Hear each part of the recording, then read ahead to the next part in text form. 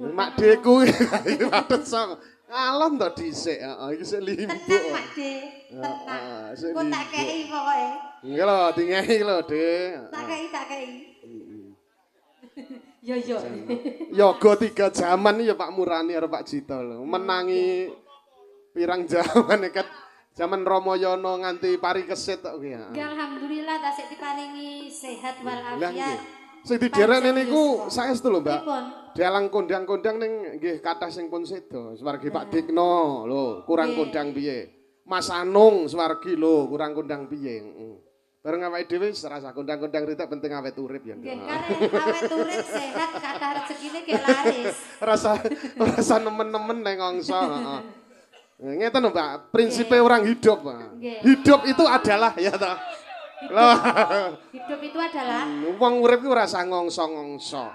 Banter arep ngoyak apa, lek alon arep ngenteni apa. Lah lumaku nut ilining banyu, ya ta. Lumaku sak tetahe, lon-lonan tindak sak pecak tembung sak klimah dikandhani rasa awas kelawan eling karo Gustine. Engko wo lancar rezekine pun to santai mawon. amin ya rabbal alamin. Amin.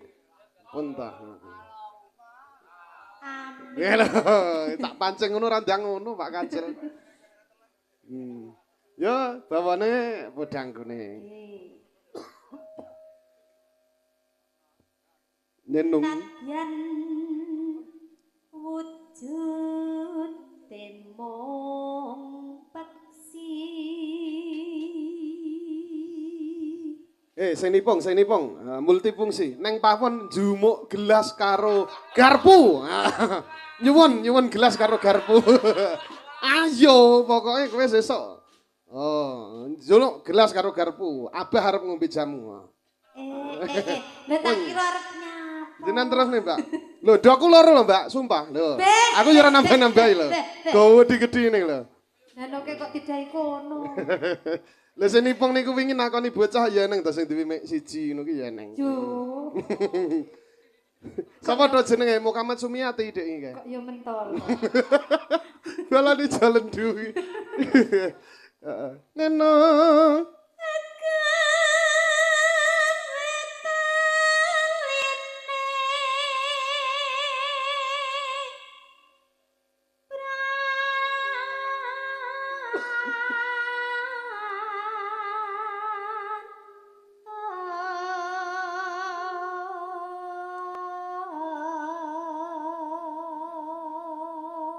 Nendung. Halus. Nyapa le ngetingi aku? Lho, nyapa adek wedi kowe. Lah konangan lho. Lho. Eh. Wedi mbake cahe, heeh. Manis rembrah.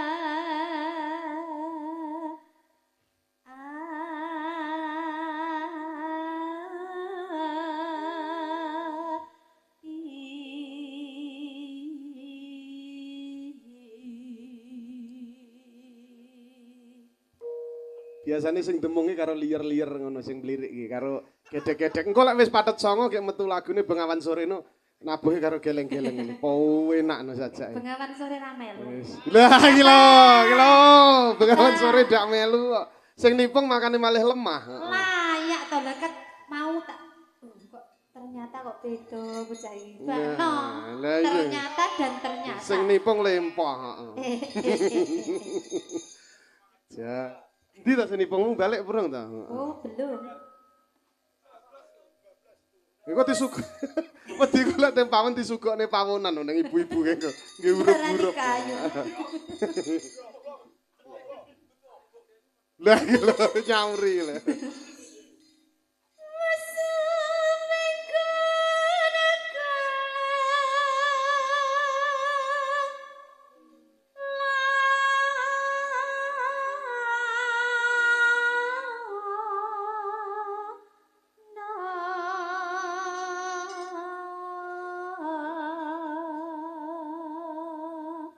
Nodendong golek isi podang jenah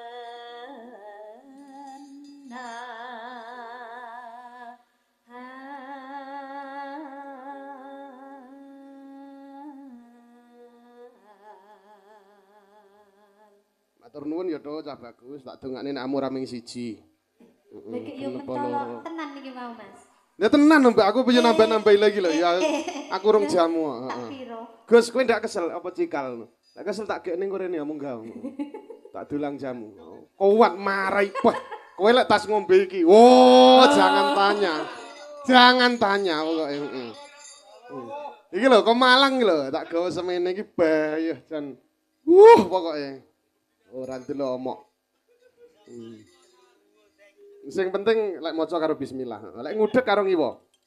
Ngono. Ya kira. Wah, terus no, Mbak, terus. Ibu bunga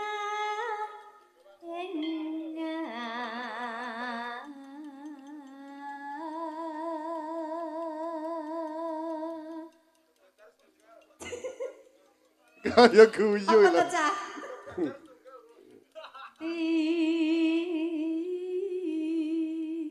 Walah. Roh aku.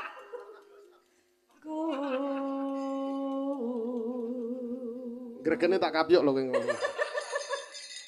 Sumpah. Durhaka karo gurune lho iku tau jajane. Niku ki kula jan tresno tenan. Biasane iki kuliah sing tembung niku ning Surabaya. Ning ora iso wal kalih kula lek nek apa-apa wis goleki. Nggih ketang ngoten. Aku ki kula sing tak wedeni ming siji, Pak. Dadi lek wong lanang katut wong wedok ki jenenge kintil babon. Kintil babon lek terus. Lah niku ki lah kok eneng wong wedok arep kintil karo koncone kuliah lho. Oh, nggih. Nyanding bisa dadi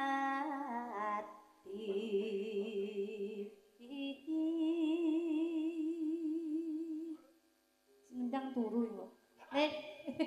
Lempoh to kowe. Tak ombeni jamuren yo. Gumun aku iso luwayah-layah penak men. Lempoh. Tombo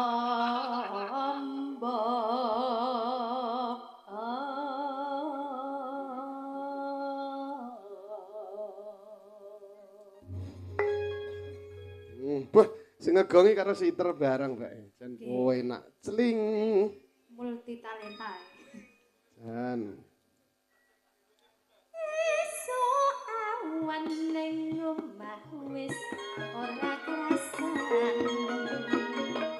Keluyuran goleki sing tak sayang.